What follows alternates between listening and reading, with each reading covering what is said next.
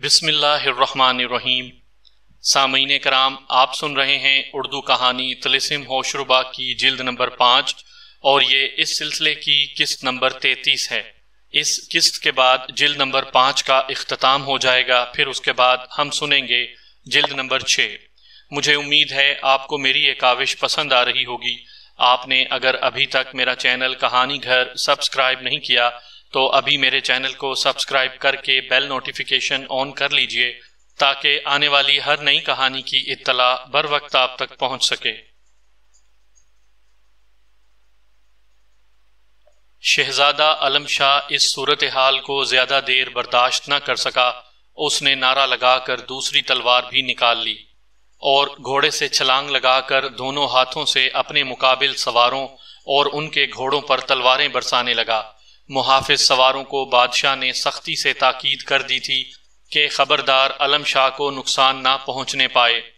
چنانچہ جوں ہی شہزادہ پیادہ ہو کر ان پر حملہ آور ہوا، انہوں نے اس ڈر سے کہ کہیں شہزادہ ان کے گھوڑوں سے کچلا نہ جائے، گھوڑوں کو ادھر ادھر ہٹا کر ان کے لیے جگہ پیدا کر دی۔ اس موقع سے فائدہ اٹھاتے ہوئے شہزادہ عالم شاہ محافظوں کی صفیں چیرتا ہوا تیر کی طرح بادشاہ سعد بن کباد کے قریب جا پہنچا۔ بادشاہ محبت کے ساتھ اس کی طرف بڑھا، لیکن جواب میں عالم شاہ نے اس پر دونوں تلواروں سے تابڑ توڑ حملے کرنے شروع کر دیے۔ بادشاہ نے اپنے آپ کو بچانے کی بڑی کوشش کی، لیکن صرف بچاؤ کرنے کی وجہ سے آخرکار وہ زخمی ہو کر گھوڑے پر بے ہوش ہو گیا۔ محافظوں کا ایک جتھا یہ دیکھ کر شہزادہ عالم شاہ پر ٹوٹ پڑا اور اس پوری جنگ میں پہلی بار شہزادے کو اپنا بچاؤ کرنے پر مجبور ہونا پڑا۔ اس عرصے میں دوسرے محافظ بادشاہ کو میدان جنگ سے نکال لے گئے اور قریبی پہاڑوں کے ایک محفوظ مقام پر پہنچ کر اس کے علاج کی فکر کرنے لگے۔ بادشاہ کو غائب دیکھ کر لشکر کے سپاہیوں کے پاؤں اکھڑ گئے۔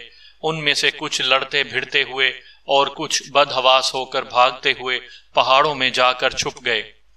دشمنوں نے امیر حمزہ کے لشکر میں خوب لوٹ مار مچائی۔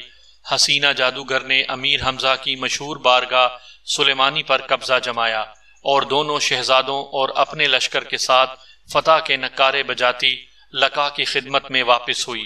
اس موقع پر اس نے بختیارک کے مشورے پر شہزادہ ہاشم تیغ زن کو گرفتار کر کے امیر حمزہ کے دوسرے سرداروں کے ساتھ قید کر دیا اور شہزادہ عالم شاہ سے نکاح کرنے کا اعلان کیا۔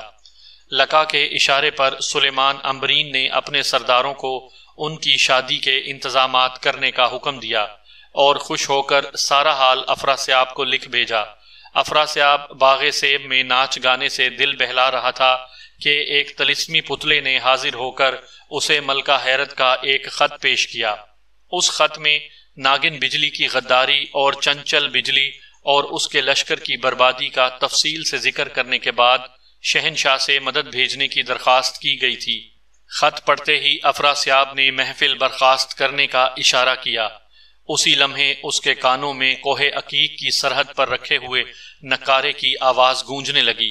وہ سمجھ گیا کہ سلیمان امبرین کوئی خط پیش کرنا چاہتا ہے۔ اس نے ایک طلسمی پنجے کو اس کے خط لانے کا اشارہ کیا اور سوچنے لگا کہ اب کی ماہ رخ کے مقابلے پر کسے بھیجا جائے۔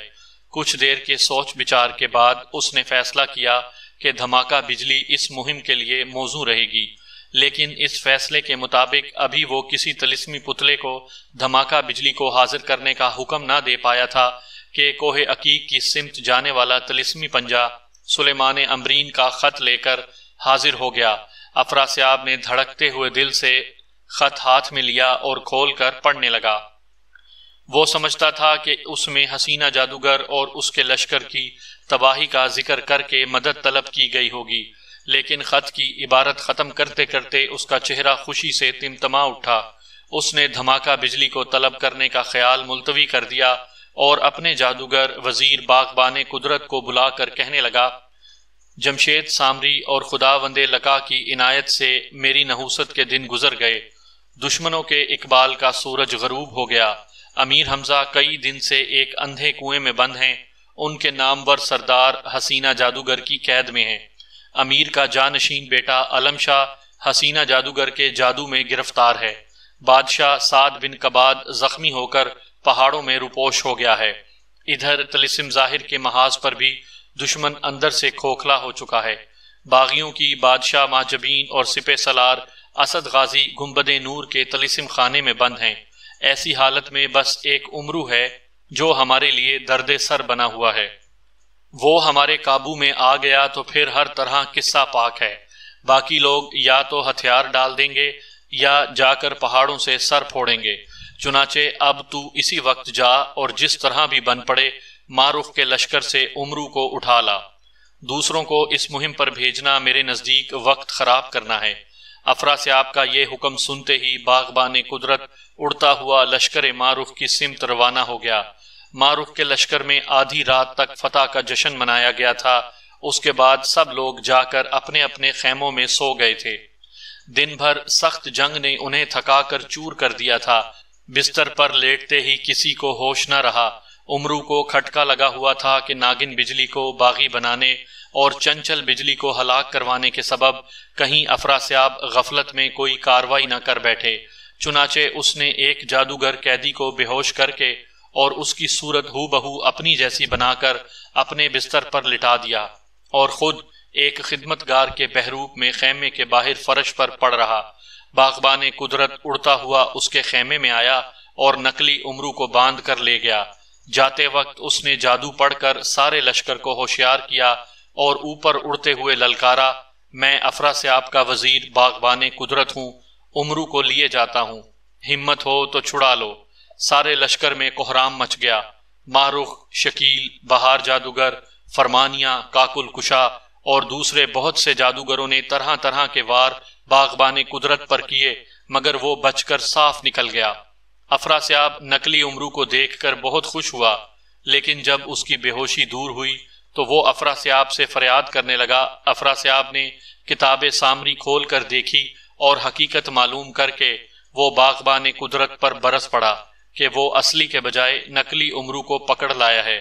باغبان قدرت نے اپنی صفائی پیش کرتے ہوئے کہا، حضور، میں کوئی عیار تو نہیں کہ اصلی اور نقلی کی پہچان کر سکوں۔ امرو کے خیمے اور بستر میں امرو کی شکل کا جو آدمی ملا میں اسے اٹھا لایا، اس میں میرا کیا قصور؟ افراسیاب نے کہا، تو ٹھیک کہتا ہے، واقعی عیار کو عیار ہی پہچان سکتا ہے۔ تیری طرح میں بھی اس نقلی امرو کو اصلی امرو سمجھ کر خوش ہو گیا تھا۔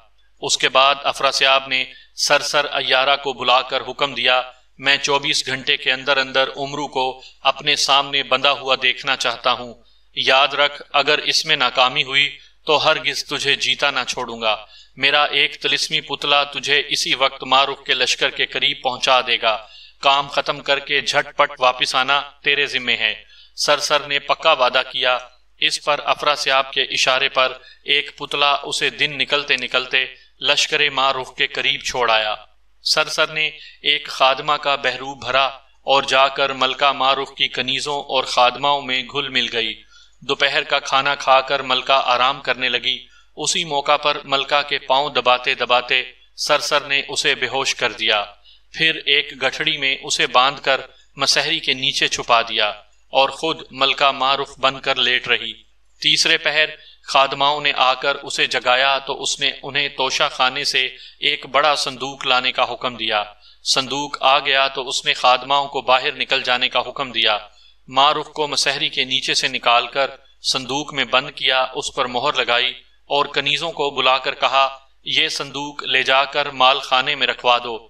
داروغہ کو ہدایت کر دینا کہ خبردار اسے میرے سوا کوئی نہ کھولے۔ جھٹ پٹ کے وقت اس نے امرو کو طلب کر کے کہا، خواجہ جی، افراسیاب آئے دن لشکر بھیجتا رہتا ہے اور لشکر گاہ کے گرد نہ کوئی حصار ہے نہ دیوار۔ میں چاہتی ہوں کہ کچھ نہیں تو کم از کم ایک گہری خندق ضرور اس کے ارد گرد کھدوا کر پانی سے بھر دی جائے۔ کسی دوسرے سے یہ بات کہی جائے گی تو خواہ مخواہ اس کا دل چھوٹا ہوگا، سمجھے گا کہ ملکہ دشمن سے ڈرنے لگی ہے۔ بہتر یہ ہے کہ ہم تم اس وقت گھوم پھر کر لشکر کے ارد گرد کا جائزہ لیں اور مناسب خیال کریں تو یہ کام شروع کرا دیں۔ امرو نے نقلی مارخ کی اس تجویز سے اتفاق کیا۔ دونوں لشکر گاہ سے نکل گئے۔ کچھ دیر ادھر ادھر گھومنے پھرنے کے بعد موقع پا کر نقلی مارخ نے امرو کو بے ہوش کر دیا اور گٹھڑی بنا کر دریائے خون رواں کی طرف بھاگ کھڑی ہوئی۔ آدھی رات سے پہلے پہلے وہ دھوئیں کا پل پار کر کے طلسم باطن کی حد میں داخل ہو گئی۔ اس کے بعد افراسیاب کے پاس باغ سیب میں پہنچنے میں اسے زیادہ دیر نہ لگی۔ امرو کو دیکھتے ہی شہنشاہ افراسیاب کی خوشی کی کوئی انتہا نہ رہی۔ جوش میں آ کر اس نے سر کو اپنے گلے میں پڑا ہوا نولکھا ہار بخش دیا اور وزیروں کو حکم دیا کہ طلسم ہوش ربا کے سارے بادشاہوں کو 2 دن کے اندر حاضر ہونے کا حکم دیا جائے۔ امرو کو ان سب کے سامنے آگ میں جلایا جائے گا۔ ایک خط اس نے اپنے ہاتھ سے لکا کو لکھا اور اس سے درخواست کی کہ بختیارک کو بھیجا جائے تاکہ امرو کو اسی کے ہاتھوں الاؤ میں ڈلوایا جائے۔ یہ خط لکھ کر اس نے اپنی خاص پیغام برخمار جادوگر کے حوالے کیا اور تاکید کی کہ جلد سے جلد یہ خط خداوند لکا کے حضور پہنچایا جائے۔ صبح ہوتے ہی باغ سیب کے باہر ایک کشادہ میدان کے بیچ میں امرو کو ایک طلسمی پنجرے میں بند کر کے ایک ستون سے لٹکا دیا گیا۔ ستون کے ارد گرد لکڑیاں چن دی گئیں اور میدان کے چاروں طرف تماشائیوں کے بیٹھنے کے لیے اونچی نشست گاہیں تیار کرنے کا کام شروع کر دیا گیا۔ پھر کیا ہوا، یہ جاننے کے لیے طلسم ہوش ربا کی 6 جلد امرو کی رہائی میں سنیے۔ آپ اس سلسلے کی تمام اقساط یکمشت بالترتیب سننے کے لیے نیچے ڈسکرپشن میں دیے گئے مکمل پلے لسٹ کے لنک پر کلک کر کے سن سکتے ہیں۔